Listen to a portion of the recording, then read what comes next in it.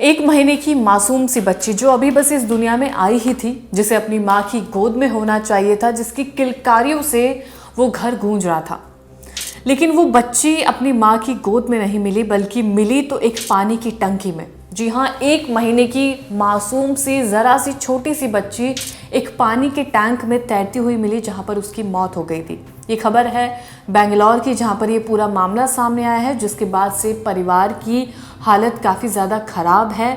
उनके पैरों तले ज़मीन खिसक गई जब उन्होंने अपनी बच्ची को एक पानी के टैंक में तैरते हुए देखा। कुछ वक्त पहले ही अर्चिता और मनु की शादी हुई थी। अर्चिता इस बच्ची की माँ है और मनु पिता, जिसके बाद दोनों ने एक बच्ची को जन्म दिया। यही एक महीने पहले इस बच्ची को जन्म दिया गया था।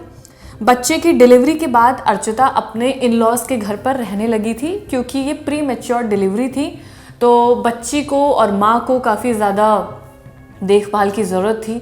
इस वजह से हॉस्पिटल में भी कुछ दिन रहना पड़ा था, क्योंकि बच्चे को रेस्पिरेटरी इश्यूज़ काफ़ी ज़्यादा हो रहे थे। उसके बाद वो अपने इन लॉज के घर आई, जहाँ पर उसके जो इन लॉज थे वो उसकी देखभाल कर रहे थे। लेकिन एक शाम ये बच्ची पानी के टैंक में मिलती है, जहाँ उसकी मौत हो चुकी होती है। इस मौत में कई सारे राज छुपे हुए हैं और शक करने की बजाय 100 हैं। पुलिस के पास कई ऐसे पहलू हैं जिनके बदौलत शक किया जा सकता है। कई ऐसे सुराग भी मिले हैं जिसकी वजह से ये लगता है कि पुलिस का ऐसा मानना है कि ये एक ऑनर किलिंग है। बच्ची को किसी घर वाले ने ही जान से मारने की कोशिश की है और मारा भी है। पानी के टैंक में उसे या तो मार कर फेंका गया है या पानी के टैंक में उसे जिंदा फेंका गया है, जिससे उसकी मौत हो जाती है। अब सबसे बड़ा सवाल ये है कि एक महीने की मासूम सी छोटी बच्ची पानी के टैंक तक कैसे पहुंच सकती है, यानी कि किसी ने जानबूझकर किया है। दूसरा सवाल है कि किसी को इस बच्ची से क्या दुश्मनी है, आखिर कोई ऐसा क्यों करेगा। माता पिता जो बहुत नाजों से पालने के सपने देखते हैं और एक माँ 9 महीने का पेन लेकर एक बच्चे को पैदा करती है, तो जाहिर सी बात है वो लोग क्यों ही मारेंगे इस बच्चे को। तो देखिए, पुलिस ने जो सारी जानकारी दी है उसके बारे में अगर बात करें तो 4 नवंबर की दोपहर, यानी कि कुछ दिन पहले ही 12 बजे इस बच्ची की माँ अर्चिता ने अपनी बेटी को पालने में रखा। वो अपने पास से पालने में रखकर उसे इसलिए गई क्योंकि वो वॉशरूम जा रही थी, बच्ची गिरे ना या उसे कुछ होना, तो पालने में रखकर वो वॉशरूम चली गई। इसके बाद जब वो वापस लौटी तो उसने देखा कि पालने में उसकी छोटी सी बच्ची नहीं थी और वो घबरा गई। उसने पूरे घर में छानबीन की। हालांकि 1 महीने तक माँ भी रिकवर इतना नहीं हो पाती है कि वो भाग दौड़ कर सके, फिर भी जितना उसके बस में था उसने किया। अपनी बच्ची को ढूंढने की कोशिश की, लेकिन बच्ची नहीं मिली। अर्चिता ने अपने पति मनु को कॉल किया। मनु और अर्चिता के परिवार ने इसकी जानकारी अपने रिश्तेदारों को दी, पड़ोसियों को दी, और सब ने मिलकर सर्च ऑपरेशन चलाया कि उनकी बच्ची को ढूंढा जा सके। लेकिन उनकी बच्ची वहाँ थी ही नहीं जहाँ पर वो लोग उसे ढूंढ रहे थे। वो बच्ची तो छत पर थी, उसी घर के छत पर थी जहाँ पर वाटर टैंक था, जहाँ पर पानी की टंकी थी। जो घर में जिन टंकियों से पानी सप्लाई होता है उस टंकी में वो बच्ची मिली थी। अर्चिता के पिता ने पुलिस में कंप्लेंट कराई, जिसके बाद बच्ची के लिए सर्च ऑपरेशन पुलिस की तरफ से भी चलाया गया। सब जगह देखा गया, बच्ची नहीं मिली। इसके बाद कुछ लोगों ने बच्ची के पिता मनु को सलाह दी कि वो छत पर जाकर भी एक बार देखे, रूफ टॉप पर भी जाकर एक बार चेक करे। जिसके बाद मनु वहाँ पर पहुँचता है और जब मनु अपने हाथों से उस टैंक का ढक्कन हटाता है तो उसकी हालत इतनी ख़राब थी, वो इतनी ज़ोर से चिल्लाता है जब वो देखता है कि उस पानी के टैंक में उसकी बच्ची तैर रही थी, जिसकी मौत हो जाती है। देखकर वो जल्दी से अपनी बच्ची को बाहर निकालता है, लेकिन तब तक बहुत देर हो चुकी होती है। 1 महीने की मासूम सी बच्ची जिसको ऑलरेडी सांस लेने की तकलीफ थी, जिस वजह से उसे हॉस्पिटल में एडमिट किया गया था, अगर पानी के टैंक में उसे कोई डाल देगा तो उसकी सांसें कितनी ही बच पाएंगी। ऐसा इस बच्ची के साथ हुआ। मनु ये देखकर बहुत ज़्यादा चिल्लाने लगा। उसकी पूरी दुनिया एक पल में उजड़ गई थी जब उसने देखा कि उसकी बच्ची पानी में तैर रही है।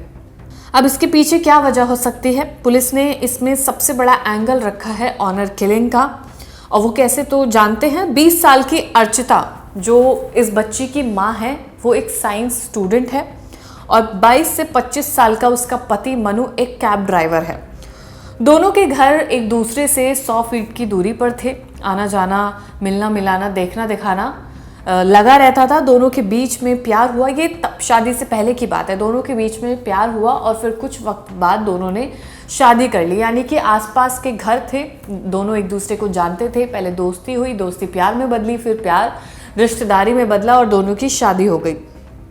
लेकिन इसमें सबसे बड़ी बात ये थी कि मनु और अर्चिता दोनों ही अलग अलग जातियों से ताल्लुक़ रखते थे और बावजूद इसके दोनों ने इंटरकास्ट मैरिज करी।